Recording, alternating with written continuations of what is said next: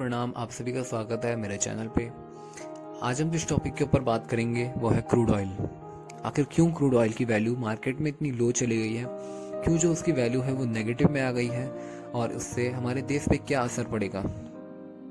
जो first of all crude oil की जो वैल्यू है वो उसके पर बैरल पे डिपेंड होती है, यानी कि उसकी जो पर बैरल की कॉस्ट है वो लगभग 20 से $25 के आसपास है। कई लोग ये सोच रहे थे कि क्रूड ऑयल की जो वैल्यू है वो नेगेटिव में चली गई है, उस वजह से सरकार हमें तेल भरने के पैसे देगी और फ्री में भरवाएगी। ऐसा कुछ नहीं है, क्योंकि जो क्रूड ऑयल की जो वैल्यू है वो इंडिया में अभी नॉर्मल है $20, और क्रूड ऑयल की जो वैल्यू है वो नेगेटिव सिर्फ और सिर्फ यूएसए के जो मार्केट है वहाँ गई है। ऐसा क्या हुआ कि जो क्रूड ऑयल की वैल्यू यूएसए में -$40 चली गई थी। 21 अप्रैल को, मंडे को, वहाँ का जो मार्केट है वो क्लोज हुआ था, मतलब क्लोज होना था मार्केट को। और यूएसए में जो मार्केट है वो क्लोज होने से पहले पहले जितने भी लोगों ने क्रूड ऑयल के जो शेयर्स हैं, जिन्होंने भी स्टॉक्स परचेज कर रखे थे, उनको 21 अप्रैल से पहले, मार्केट क्लोज होने से पहले, उनको वो शेयर किसी भी हाल में बेचने थे। क्योंकि अगर वो नहीं बेच पाते तो उनको जो क्रूड ऑयल के जितना भी उनके स्टॉक है पड़ा हुआ, जितना भी उनका शेयर है क्रूड ऑयल में, वो उनको अपने पास रखना पड़ता फिजिकल फॉर्म में, यानी कि उनको अपने पास स्टॉक को रखना पड़ता, जिस वजह से उनको अपने पे स्टोर करके रखना पड़ता। और उसकी जो वैल्यू है स्टोर करने की वो बहुत ही ज़्यादा है, और उसका जो प्रोसीजर भी है वो भी बहुत कठिन है, जिस वजह से उनको बहुत बड़ा लॉस हो जाता। तो उस वजह से उनके पास सिर्फ यही ऑप्शन था कि वो जैसे तैसे करके क्रूड ऑयल के जितने भी उन पे स्टॉक पड़े हुए हैं वो कहीं ना कहीं बेच दें। तो 20 अप्रैल को वहाँ मार्केट में ये खबर आई कि क्रूड ऑयल का जितना भी उन गवर्नमेंट के पास स्टोरेज की कैपेसिटी थी वो फुल हो गई है। उसका कारण ये था कि जिस वजह से आजकल लॉकडाउन चल रहा है, उस वजह से जितनी भी एयरलाइन है, इंडस्ट्री है, जितना भी ट्रांसपोर्ट है, व्हीकल्स हैं, सब कुछ बंद पड़े हुए हैं। तो उस वजह से क्रूड ऑयल का जितना भी ऑयल का जो यूज़ होता है वो बहुत ही कम हो चुका है। लगभग 70 से 80% ऑयल की कंजप्शन कम हो चुका है।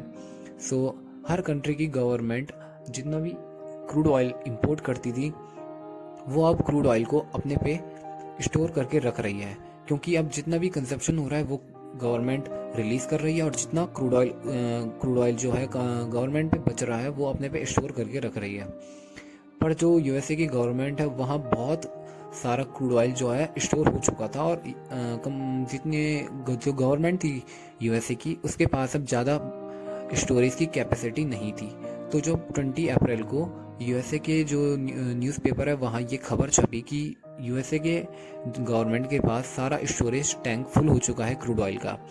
तो लोगों ने सोचा कि अब अगर हमने 21 अप्रैल से पहले इसको नहीं बेचा तो उनको सब कुछ अपने पे स्टोर करके रखना पड़ेगा क्रूड ऑयल, और वो मार्केट में भी नहीं बेच पा रहे थे, क्योंकि क्रूड ऑयल की जितनी भी स्टोरेज कैपेसिटी थी वो फुल हो चुकी थी हर जगह।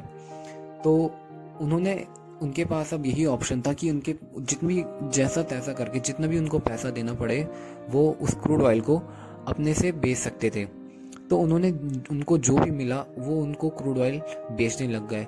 तो किसी ने $10 पर बैरल पे उस क्रूड ऑयल को बेचा, किसी आदमी ने उस बैरल को लगभग $5 पे बेचा, और धीरे धीरे उसकी जो पर बैरल की जो वैल्यू है वो बहुत ही नीचे आ गई, और उसकी जो वैल्यू है वो 21 अप्रैल को, जिस दिन मार्केट क्लोज होनी थी, उस दिन सबसे कम, यानी कि -$40 पे उसकी जो वैल्यू है वो आ गई। मतलब उन्होंने क्रूड ऑयल जब खरीदा होगा अगर उन्होंने क्रूड ऑयल जो है वो 20 बैरल पर डॉलर खरीदा उस टाइम, तो उन्होंने परचेज करा। फिर उसके बाद जब उनके पास कोई ऑप्शन नहीं रहा तो उन्होंने किसी और को वो क्रूड ऑयल बेचा, और उसको अलग से पैसे भी दिए उस क्रूड ऑयल को खरीदने के।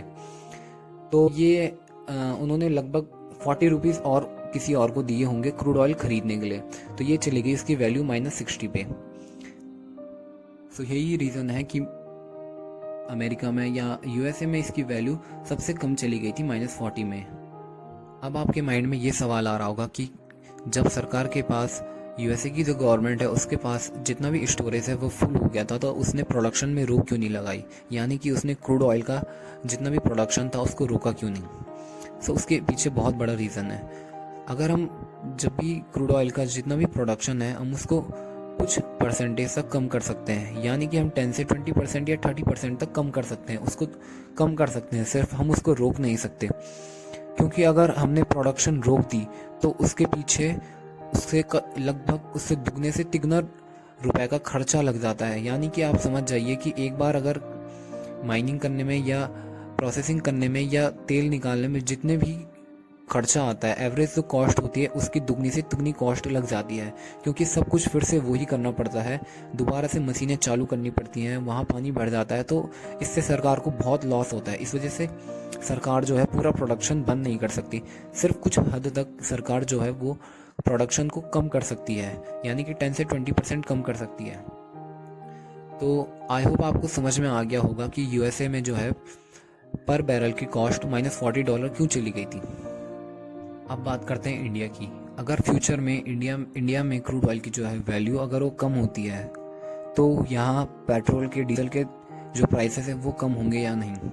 यहाँ तक की बात है, अगर क्रूड ऑयल इंडिया में अगर उसकी जो कॉस्ट है वो कम होगी तो बहुत ही मुश्किल, कम चांसेस हैं कि इंडिया में उसके जो डीजल और पेट्रोल है उसकी वैल्यू भी कम होगी, क्योंकि इंडिया में बहुत सा कॉस्ट लगता है, हमारी रिफाइनिंग में बहुत सा कॉस्ट लगता है, हमारे ट्रांसपोर्टेशन में बहुत सा कॉस्ट लग जाता है, हमारे टैक्सेस में। जो सरकार है वो बहुत ही टैक्स जो है डिडक्ट करती है ऑयल में, उसको सबसे ज़्यादा फ़ायदा ही ऑयल से होता है।